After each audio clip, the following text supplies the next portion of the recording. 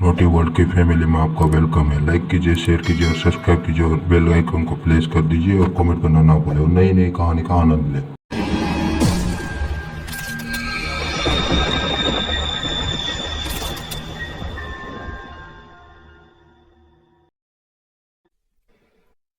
ये चैनल केवल मनोरंजन के लिए है। हम किसी भी तरह की अंधश्रद्धा को बढ़ावा नहीं देते। हेलो दोस्तों, अगर अभी तक अपने चैनल को सब्सक्राइब नहीं किया है तो जल्दी सब्सक्राइब कर लीजिए, क्योंकि आने वाले अगले महीने में हम आप सभी के लिए कुछ खास लेके आने वाले हैं, जैसे कि गिव अवे और बहुत कुछ। और अगर आप हमारे मेंबरशिप ज्वाइन करते हो तो आप हमारी वीडियो रिलीज होने के पहले देख सकते हो। इसीलिए जल्दी से हमें सब्सक्राइब करो। मेंबरशिप की लिंक डिस्क्रिप्शन में दी हुई है। स्थान गोधरा स्टेशन, गुजरात। रात के तकरीबन 12:30 बजे मिस्टर अजय यार्ड नंबर 13 की पेट्रोलिंग करने जा रहे थे। उनकी ग्रुप डी में कीमैन के तौर पर नई नई नियुक्ति हुई थी, इसलिए उन्होंने ओल्ड डंप यार्ड से शॉर्टकट रास्ता चुना था, वरना ओल्ड डंप यार्ड की तरफ से लोग रात में तो क्या, दिन में भी गुजरने से डरते थे।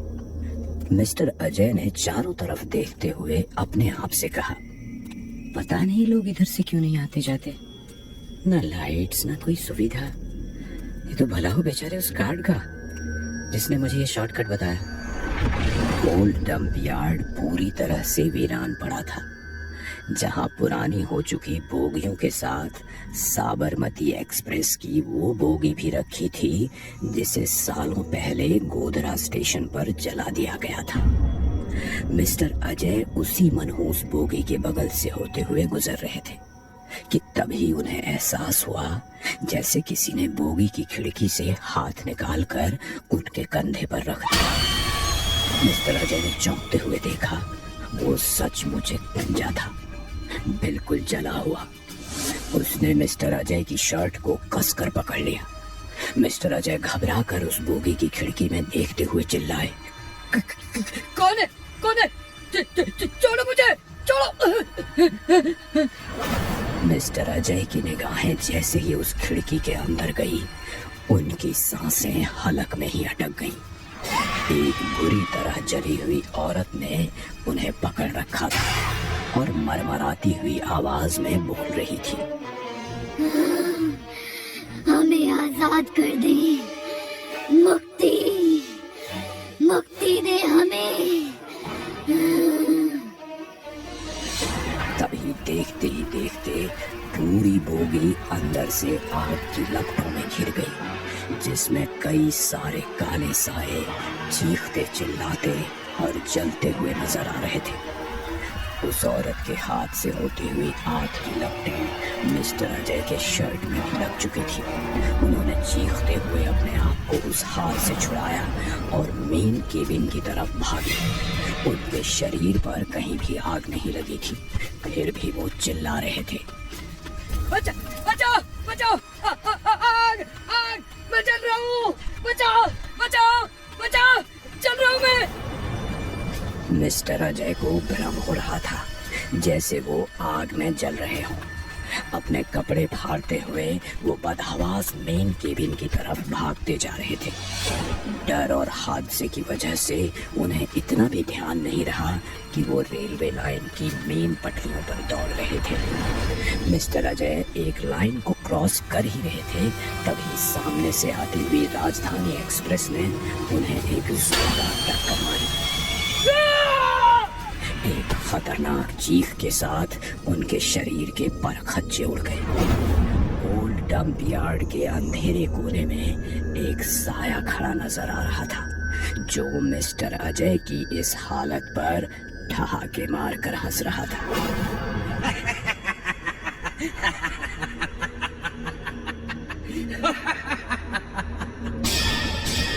अंधेरे कोने में एक बूढ़ा गार्ड जैसा आदमी खड़ा है, जिसकी सिर्फ परछाई नजर आ रही है।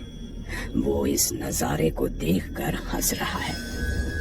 अगले दिन रात के वक्त स्टेशन मास्टर मिस्टर मंजुले गहरी सोच में डूबे अपनी केबिन में बैठे हुए थे। उनके सामने स्टेशन के ही 3 कर्मचारी खड़े थे। फिर मंजुले ने सोचते हुए कहा, ये ओल्ड डंप यार्ड के नजदीक साल भर में तीसरा हादसा है। लोग अंधेरे से भरे हुए उस मनहूस डंप यार्ड की तरफ जाते ही क्यों हैं? जबकि अफवाह भी है कि वहां खड़ी गोधरा कांड में जली हुई वो बोगी भूतिया है। लोग फिर भी उधर जाते हैं। आखिर माजरा क्या है? तभी वहां खड़ा एक कर्मचारी हिचकिचाते हुए बोला, सर हमने सुना है वहां रात के वक्त अक्सर एक गार्ड नजर आता है।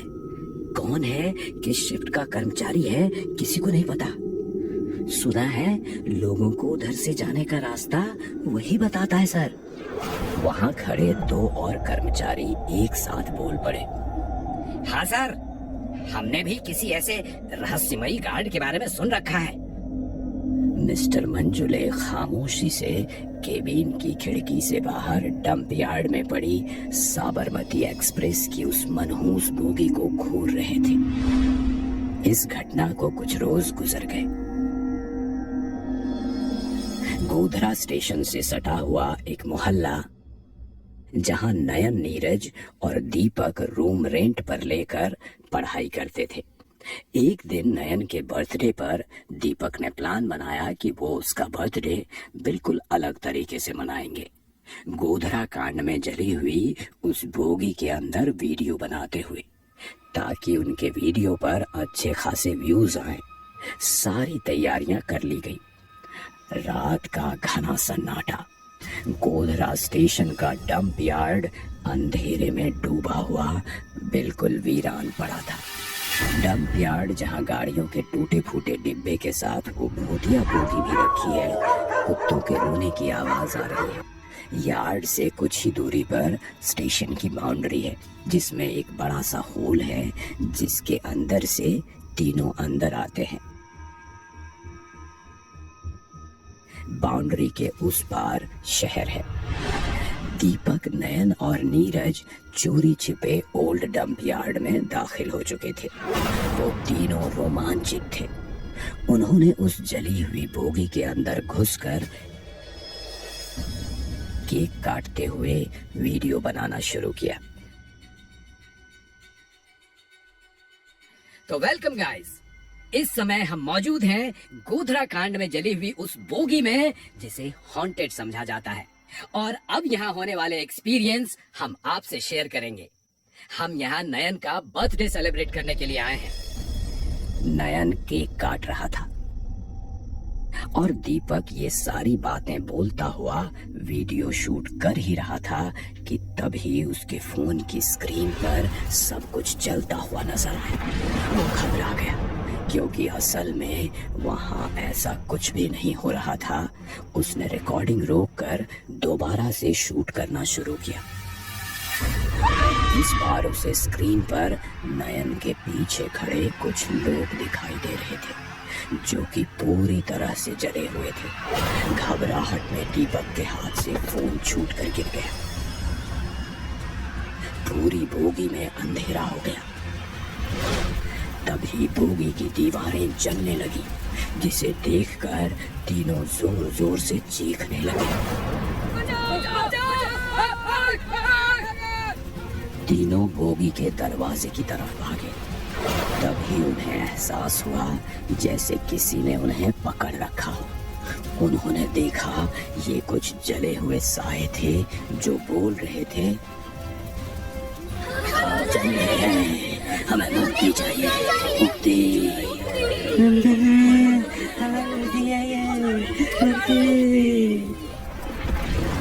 वो प्रेतात्माएं थीं जो उन पर हावी होने की कोशिश कर रही थी। दीपक, नयन और नीरज बेहद डरे हुए थे। उनके ठीक सामने एक इमरजेंसी विंडो थी। तीनों किसी तरह अपनी जान बचाकर उससे बाहर कूदे और स्टेशन की तरफ भागे। तीनों को महसूस हो रहा था जैसे वो आग में जल रहे हों। बचाओ, बचाओ, हम जल रहे हैं। बेतहाशा भागते हुए अचानक उनका पैर पत्थरों से टकराया और गिरने की वजह से उनके सिर पर गहरी चोट लगी, जिससे वे तीनों बेहोश हो गए। कुछ देर बाद तीनों को होश आया उन्होंने देखा कोई बूढ़ा आदमी उनके सामने खड़ा था, जो कि शायद वहां का गार्ड था। उसने उन तीनों से कहा, क्या तुम तीनों ठीक हो?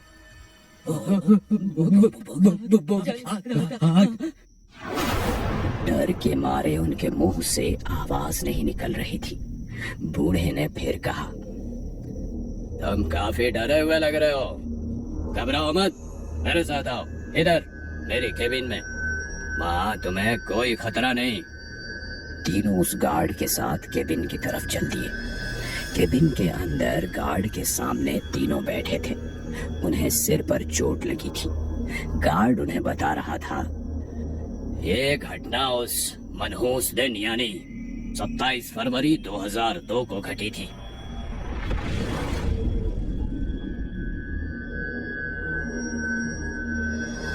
जब इसी गोधरा स्टेशन पर साबरमती एक्सप्रेस की S6 बोगी को कुछ दंगाइयों ने मिलकर आग के हवाले कर दिया था।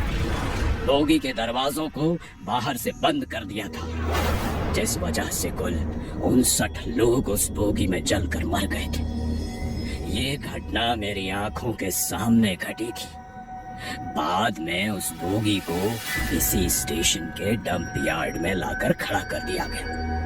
बोगी में मौजूद सभी लोग जलकर मर चुके थे, मगर उनकी आत्माएं अभी भी उसी बोगी में कैद हैं।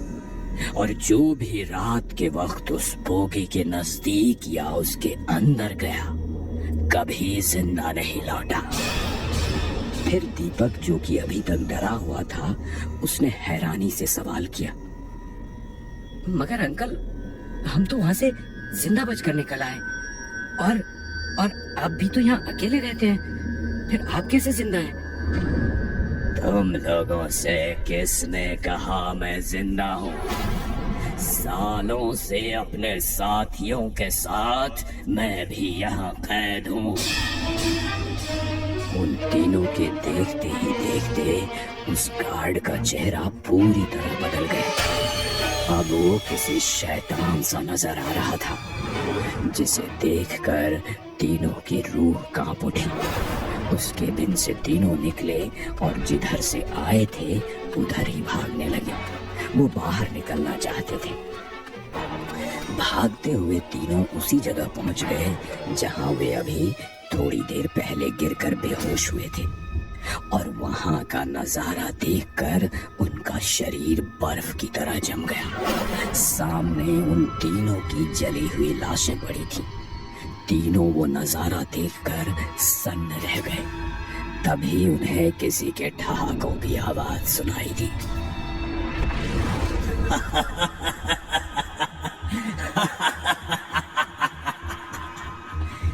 ये वही गार्ड था जो ठीक उनके पीछे खड़ा था। उसने हंसते हुए उन तीनों से कहा, मैंने तुम तीनों से कहा था ना बच्चों, जो रात के वक्त यहाँ आ गया वो कभी वापस नहीं जा पाया।